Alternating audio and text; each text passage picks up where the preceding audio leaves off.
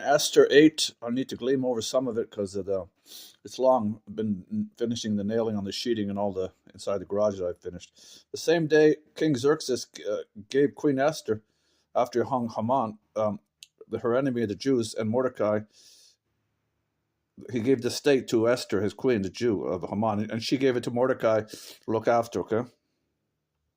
The king took off the signet ring and he gave it to Mordecai. And he said, because you couldn't change, you revoke a command from the Persian king, right, to kill the Jews that day. I forgot the 12th, 13th day of the Adad or whatever.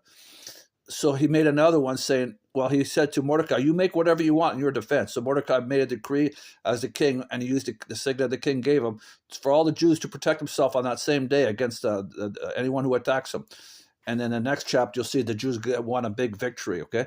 And not only that, he gave Haman's estate to Esther. Esther made Mordecai look after, and he put Mordecai in the place of Esther, of Haman, the highest noble in his kingdom, under him, okay? Verse 3, Esther again pleaded for the king. She begged him. Okay, I went through that.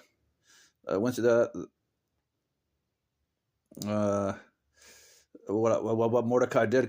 King Xerxes replied to Queen Esther and to Mordecai, because Haman attacked the Jews, I have given the state to Esther, as I said, and hanged him on his own gallows that he tried to hang Mordecai. And Mordecai got his position and all his belongings. Well, Esther gave him to look after. Then he says, do what you will to protect what you want, and Mordecai did what I told you. Okay. Everything was sent up by the king's couriers on fast horses. I need to go quick here. What they said, it granted the Jews to annihilate anyone who tries to attack him on that day, because he couldn't change the law. Remember the Persian law, so he made another law. Let Mordecai say, well, we're going to have the king's signet, now we're going to protect ourselves. I went through that. And then they had a big victory, the Jews by God's hand, in the next chapter, okay? The couriers went out and they did all this, and all the Jews were joyous. And Mordecai left the king with the robe and a golden crown, it says here, and the position, the highest noble under the king and under the queen, I imagine, right?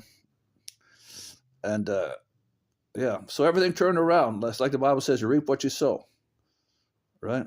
Many cases of that through history. You reap what you sow, or some call it karma, don't believe in God.